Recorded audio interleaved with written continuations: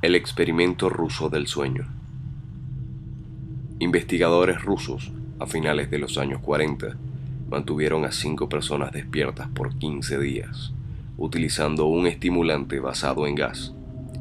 Los tuvieron encerrados en un ambiente sellado para monitorear cuidadosamente el uso de oxígeno, para que el gas no los matase debido a las altas concentraciones.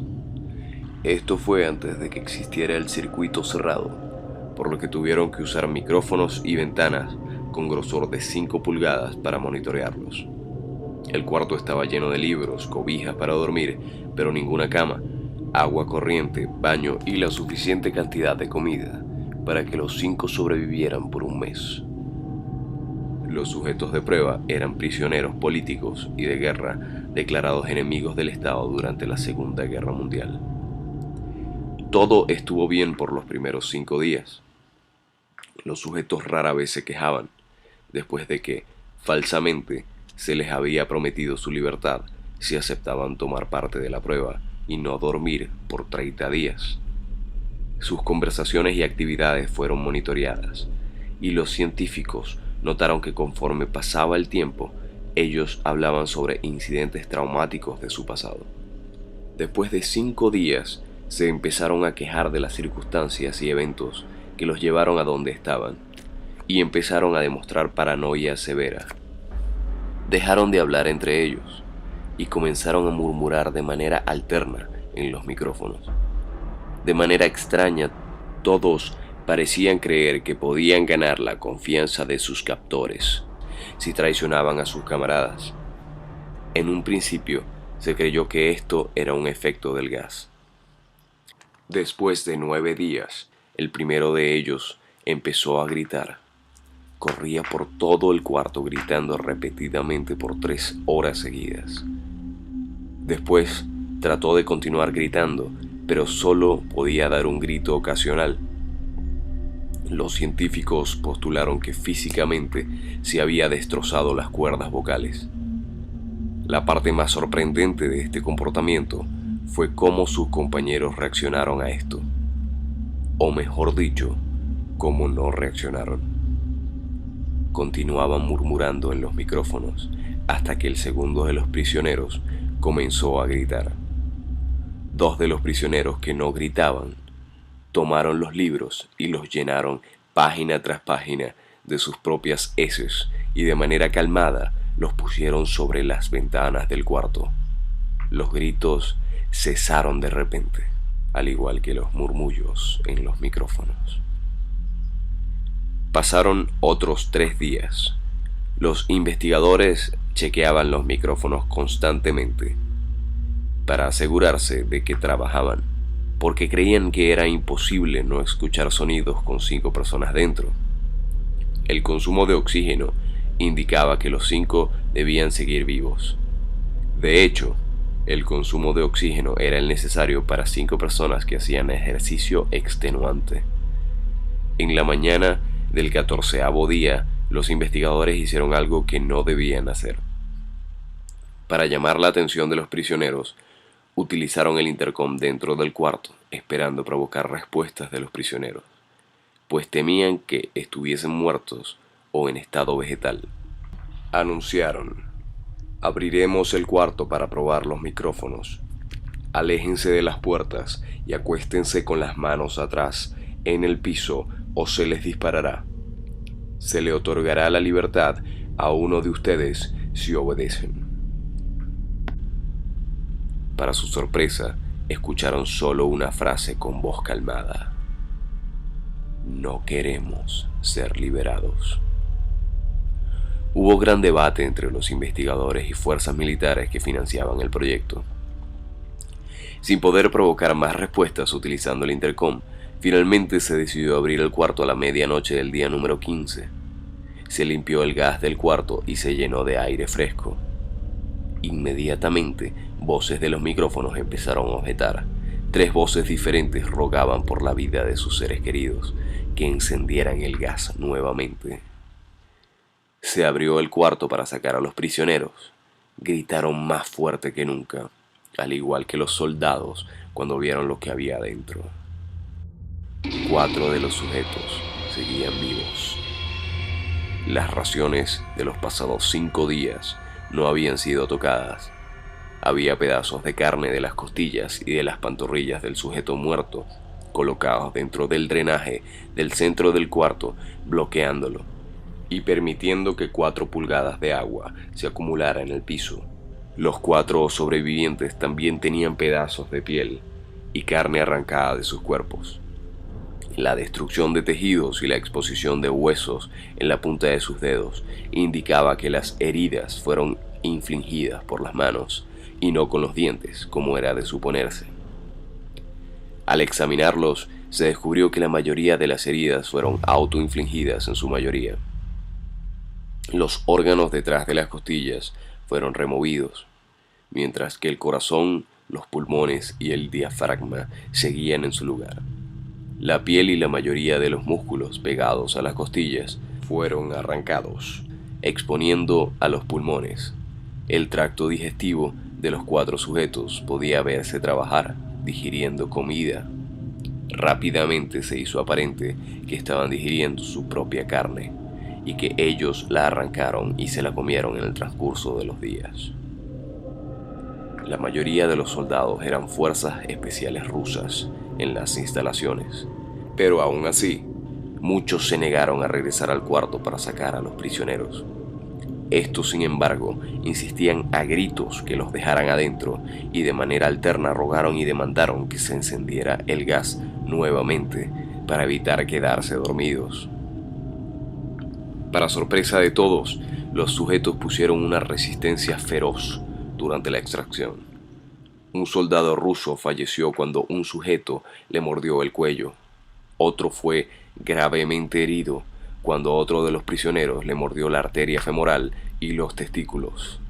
Otros 5 soldados perdieron la vida, si cuentas a aquellos que se quitaron la vida en las semanas consecuentes al incidente.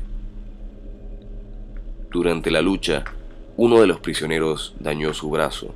Sangrando de manera casi inmediata, se intentó sedar al sujeto, pero fue imposible. Se le inyectó más de 10 veces la dosis humana de morfina, y aún así luchó como un animal rodeado, rompiendo las costillas y un brazo de un doctor. Se le veía latir su corazón al máximo por 2 minutos completos, mientras se desangraba, y continuó gritando por más de 3 minutos, atacando a quien se le acercara, repitiendo la palabra más, una y otra vez, cada vez más débil hasta que cayó en silencio. Los otros 3 sobrevivientes fueron inmovilizados fuertemente y llevados hacia las instalaciones médicas. 2 de ellos, con las cuerdas vocales intactas, demandaban continuamente más gas para permanecer despiertos. El más herido de los 3 fue llevado al único cuarto de cirugía que había en las instalaciones. En el proceso de su preparación para colocar nuevamente sus órganos en su lugar, se notó que el sujeto era totalmente inmune a los sedantes. Peleó furiosamente cuando el gas anestésico se le estaba colocando. Se necesitó un poco más de anestesia de la normal para poder sedarlo, pero al momento que sus ojos se cerraron, su corazón se detuvo. En la autopsia se encontró que en su sangre había 3 veces la cantidad normal de oxígeno. También se rompió 9 huesos en la lucha para no ser controlado. El segundo sobreviviente era el que primero gritó del grupo. Con sus cuerdas vocales destruidas, él no pudo objetar la cirugía y solo reaccionaba agitando violentamente la cabeza en desacuerdo cuando se le administraba el gas anestésico. Afirmó violentamente con la cabeza cuando alguien sugirió en hacer la cirugía sin anestesia, y no reaccionó durante la misma, que duró 6 horas, en la cual se intentó reemplazar sus órganos abdominales y cubrirlo con lo que quedaba de su piel. El cirujano afirmó que era médicamente imposible que el sujeto siguiera con vida. Una enfermera aterrada que ayudó en la cirugía comentó que la boca del paciente formaba una sonrisa cada vez que sus ojos se encontraban. Cuando la cirugía terminó, el sujeto miró al cirujano y empezó a hacer sonidos fuertemente, como tratando de hablar. Asumiendo que esto era de gran importancia, el cirujano le entregó un papel y una pluma para que el paciente pudiera comunicarse.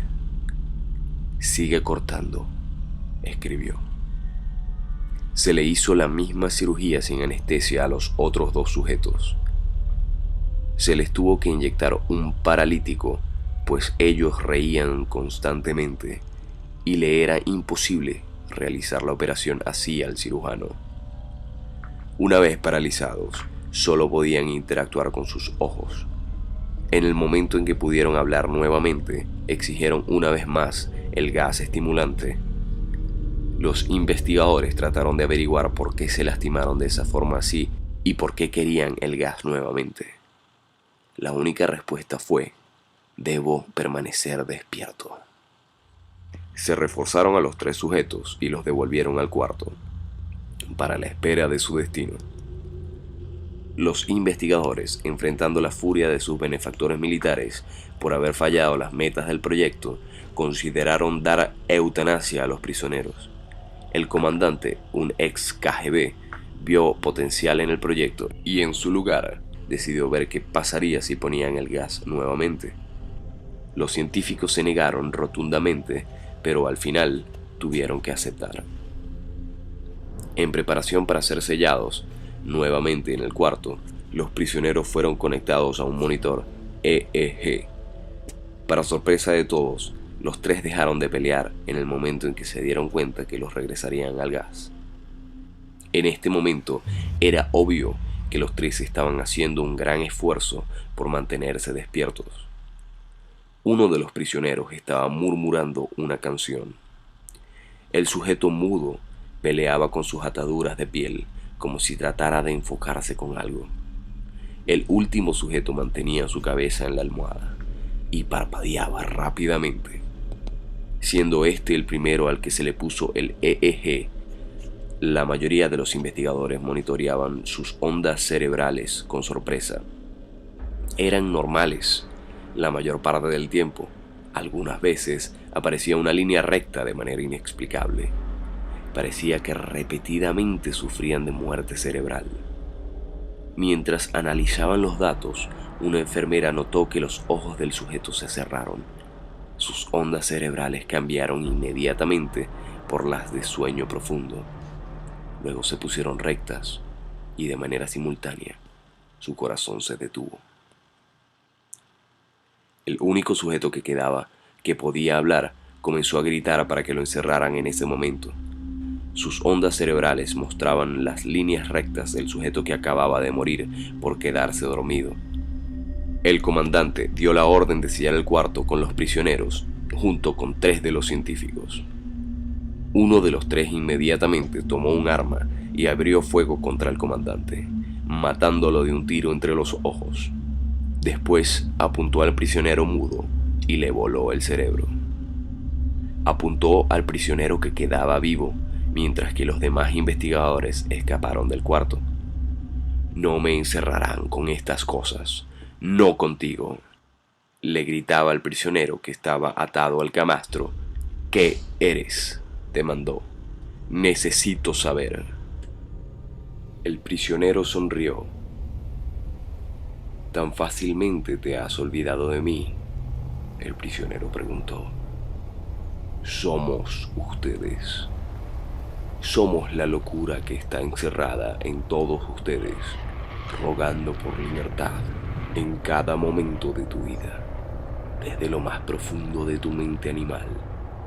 Somos aquello de lo que te escondes en tu cama todas las noches.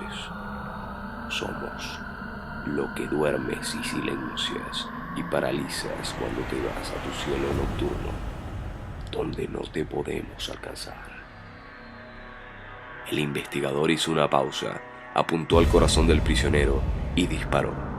El EEG mostró una línea recta mientras el sujeto débilmente murmuró: «Casi tan libre».